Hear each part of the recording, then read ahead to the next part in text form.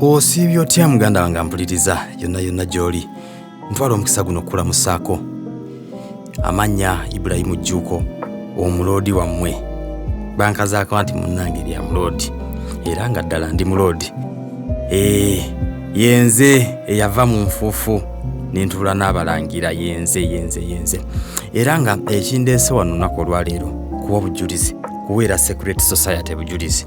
Nze omuntu eyali tafaananika, omuntu eyali abundabunda, omuntu eyali obubi ekisembayo nentuka okuba nga ndi omu ku bagagga boogerwako mu ggwanga lya Uganda. Era nkimanyi bangi mwagala okumanya ensulo y'obugagga bwange.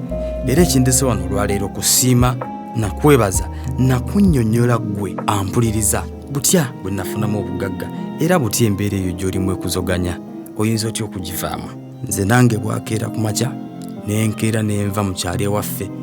Amajja gange mu kibuga nago tegaali mangu, kuba nze gye nazaalibwa kitaffe yafa, enkayana ne zibaawo, famire yaffe ngedde olwonkanye. Nze ne mbasaba bakulu bange bampe sheeya yange, bwe ntyo ne nkwata ebyange ne nzija mu kibuga ntandika obulamu. Natandika n'aka bizinesi ka capati, mwezi ogusooka nkakola ogwokubiri kagootaana. Nalina neiba wange eyabbibwa, bwakira ku makya nga abbiddwa. Olukongolo ne balusonga mu nze ne bampisa bubi nnyo, ne mbatolokako ne nzirukira ennansa n'eyewa mukwano gwange okwewogoma.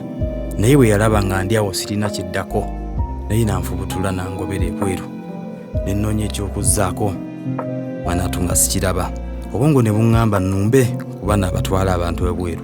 Ne ngwa ku kikampuni awo kitwala abantu ebweru, kitwala n'abawala ku bwereere n'osasula. Embegayirira nga yadde siri muwala mu nnyambe. Nange manager teyali mubi bw'atyo nankwatirako na nnyamba ne ŋŋenda e Dubai. Ne nkola emyaka 2 egyasooka contract nga bwe nali ngisayininze. Ne nkimalako nga sirina yadde 10, anti sente zonna ze nakola nga nsasula sente zantwalayo nsasula kampuni. Ne mbegayirira ne mbasaba ne ŋŋamba katulinewinge contract. Emyaka gino 2 egyaddako tegyali mibi nnyonnyo, yadde nagyo era tegyalimu ssente, era tegyalimu mirembe mu bakama bange yonna gye nakoleranga. Namalako nga nyinawe $6,000,000. Ne ŋŋamba ebintu by'e Bulaaya kansooke mbyesonyiwe, nzire okwaffe. Olwakomawo okwaffe ne nzigulawo kiyosiki y'amasimu mu kapito oyo gwe nakomawo naye. Nenkola bizinensi eba etandika bwetyo okukwata, oba kipali oba nalina kiki ekinnondoola ekyali kinnondoola, era nagenda okukeera nga banzibye, nga banjezze buli kamu, baleseemu mmeeza yokka. Awo we nagwira eddalu nga ninga omulalu owa sirias, omulalu nga ntambula mpuununa mu kibuga, nkwata kino nkwata kiri, nnyambala bigoye ebikyafu, amaviiri gakoma eri. Kati lumu mba ntambula mu bitundu by'omu Kisenyi eyo, ngenda okulaba emmotoka esibirako mu maaso.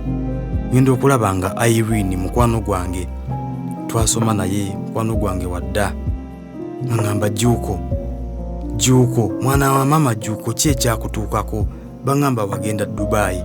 Mbadde nkusuubira kubanga olinamu akasente weevuga, era mbadde nkusuubira okubeera obulungi, ki ekyakutuukako?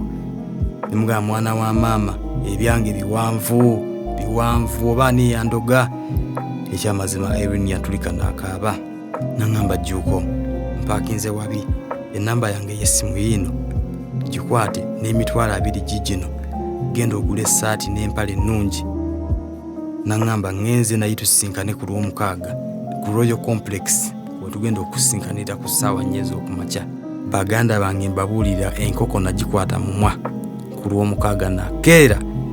Irene yagenda okutuuka nga nze nakedde dda, nantuuza mu mmotoka ey'ebbeeyi, emmotoka ey'ebbeeyi etunula ng'omuntu. Natandika okugivuga nga twambuka waggulu awo nga ku Bank of Uganda awo, eyo waggulu eyo mu bifo eby'ebbeeyi waggulu eyo. Ne twolekera hoteeri gaggadde, eri hoteeri nga tikiyingiranga namu waggulu eyo. Tugenda okuyingira mu conference room y'eyo hoteeri nga ndabanga meeting, nga ndabamu abantu batudde bonna basajja n'abakazi babuvunaanyizibwa, mamotoka ga bbeeyi gapaakinze gali awo wabweru.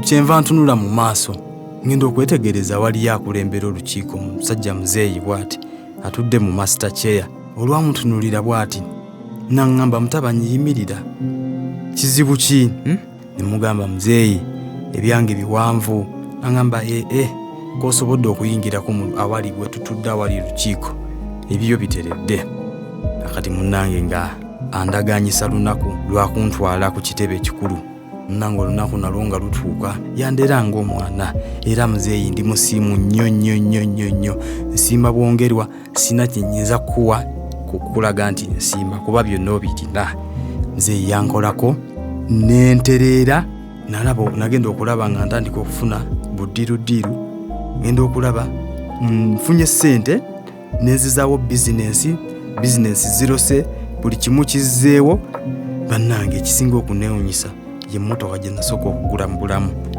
Kawundo Aliya nga ddala abagagga bannange mbajjaamu ntandise okumera erinnya ly'omugagga era olunaku olwaleero ekindeese saagala kukodowalira mukisa njagala nsharingeko nawe omukisa guno era njagala nkusomera ennamba ya Secret Society. Ennamba eno si ya bulijjo, ennamba eno eri noti 775 2 55 35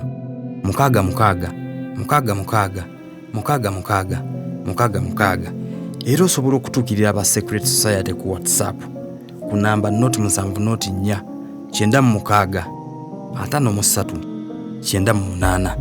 Togenda kwejjusa banoonyeeko gwe wenna ali mu kunyigirizibwa. Njagala ffenna tubeere basanyufu.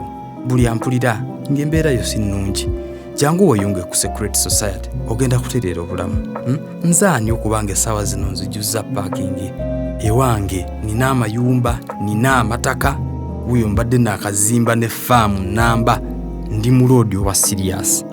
Ewaffe gye banzaala ku kyalo bwe mba sinnatuuka teri kikolebwa lwa Secret Society. Neebaza nnyo muzeeyi wa Secret Society. Neebaza Irene Wanyamba wandaga ekitangaala, weebale nnyo. Naawe siina bwe nnyinza kwebaza. Gwe wenna ali eyo saagala weekubagize, saagala ofe ennaku nga Secret Society weeri kuyamba. Tekwetaaza bingi, tekwetaaza kusaddaaka, tekwetaaza musaayi, just kubeera mwetowaze, beera wampisa. Ekyasinga okuneewunyisa era ekimpa essanyu nti buli lwe tugenda mu meeting nsanga abasajja ab'amaanyi, abasajja be nali neegomba. Kati tutuula ffenna. So muganda wange, noonya aba Secret Society, muzeeyi ajja kuyamba.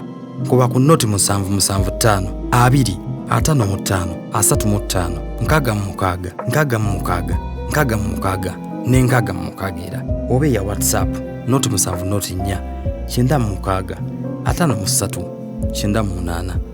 Era mu kaseera kano muganda wange mpuliriza byonna byenkunyumiriza, byonna byensharinze naawe, kansubire nti ofunyeemu ekigenda okuyamba.